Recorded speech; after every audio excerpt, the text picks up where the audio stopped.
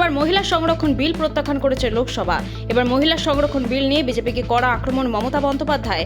কাল থেকে বিজেপির পতন শুরু হয়েছে, উলুবেড়িয়া নির্বাচনী সভা থেকে তীব্র কটাক্ষ মমতার। আমরা কাল বিজেপিকে পরাস্ত করেছি, মোদির পতন শুরু হয়েছে এবং আগামী দিন জেনে রাখবেন বিজেপি হাঁটাবো। বাংলাকে টার্গেট করলে আমরা দিল্লিকে টার্গেট করি। মহিলাদের 33% রিজার্ভেশন নয়, মহিলা বিলের নামে তার মধ্যে 541টা সিট বাড়িয়ে 850 মতো সিট করতে চেয়েছিল। দেশটাকে ভাগ করতে চেয়েছিল, ভঙ্গ করতে চেয়েছিল। আমার এখানে ইলেকশন থাকা সত্ত্বেও আমাকে ওরা 20 জনকে পাঠাতে বলেছিল, আমি 21 জনকে পাঠিয়েছিলাম নির্বাচনের ক্যাম্পেইন ছেড়ে দিয়ে।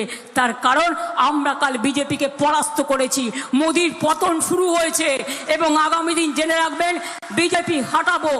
বাংলাকে টার্গেট করলে আমরা দিল্লিকে টার্গেট করি। পাশ করানো যায়নি কেন্দ্রের আনা মহিলা সংরক্ষণ বিল। এরপরই কেন্দ্রকে খোঁচা প্রিয়াঙ্কা গান্ধীর। তিনি একে গণতন্ত্রের জয় বলে উল্লেখ করেছেন। এদিন এক সাংবাদিক সম্মেলনে ওয়ানারের সাংসদ বলেন बीजेपी ब्लैक डे। मंतव्य वानरे कांग्रेस सांसदेर। किसी ने मुझे पूछा आते हुए कि ब्लैक डे है, आप ये सरकार कह रहे हैं कि ब्लैक डे है। ब्लैक डे इनके लिए इसलिए है क्योंकि पहली बार इनको धक्का लगा जो लगना चाहिए। তামিলনাড়ুতে মর্মান্তিক দুর্ঘটনা। ভালপাড়ায় পলচি হিল রোডে খাদে পড়ে যায় পর্যটক বোঝাই একটি ভ্যান। দুর্ঘটনায় অন্তত 9 জনের মৃত্যু হয়েছে বলে খবর। গুরুতর জখম চালক সহ 4। ভ্রমণ সেরে ফিরছিল ভ্যানটির যাত্রীরা। এই সময় আচমকায় নিয়ন্ত্রণ হারিয়ে সেটি পড়ে যায় খাদে। ওই ভ্যানে চালক সহ 13 জন যাত্রী ছিলেন। সকলেই কেরলের মন্নিপুরমের বাসিন্দা। এই দুর্ঘটনায় গভীর শোক প্রকাশ করেছেন প্রধানমন্ত্রী নরেন্দ্র মোদী।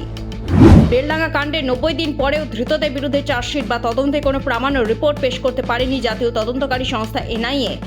শনিবার এনআইএর বিশেষ আদালত ওই ঘটনায় ধৃত 35 জনের মধ্যে 15 জনের জামিন মঞ্জুর করল। 10,000 টাকার বন্ডের বিনিময়ে তাদের জামিন দেওয়া হয়েছে। পাশাপাশি অভিযুক্তদের গতিবিধির ওপর কড়া নজর রাখার নির্দেশ দিয়েছে বিচারক। সামরিক জোনটা প্রধান জেনারেল মিন অং হাইলেইং এর নেতৃত্বে নতুন নির্বাচিত সরকারের শপথের পরই বড় পদক্ষেপ। মায়ানমারে গণতন্ত্রকামী নেত্রী আং সান সুচি কারাদণ্ডের মেয়াদ কমানোর সিদ্ধান্ত ঘোষণা করল সদ্য নির্বাচিত সরকার। প্রসঙ্গত সুচিকে 2021 সালে মোট 27 বছরের জেলের সাজা দেওয়া হয়েছে। লটারি সংবাদ অফিসিয়াল আপনার পাশে। আপনার লটারির দোকানের যে কোনো অনুষ্ঠান, নতুন দোকানের উদ্বোধন এবং যে কোনো রকম অনুষ্ঠানে আপনারা পাশে পেতে পারেন লটারি সংবাদ অফিসিয়াল চ্যানেলকে। আমাদের প্রতিনিধি সমস্ত অনুষ্ঠানটি ক্যামেরাবন্দি করবে এবং তা সম্প্রচার হবে লটারি সংবাদ অফিসিয়াল চ্যানেলে। এছাড়াও সমগ্র অনুষ্ঠানটি ছবিসহ ছাপা হবে লটারি সংবাদ পত্রিকায়। নিচে দেওয়া নাম্বারে অবশ্যই যোগাযোগ করুন।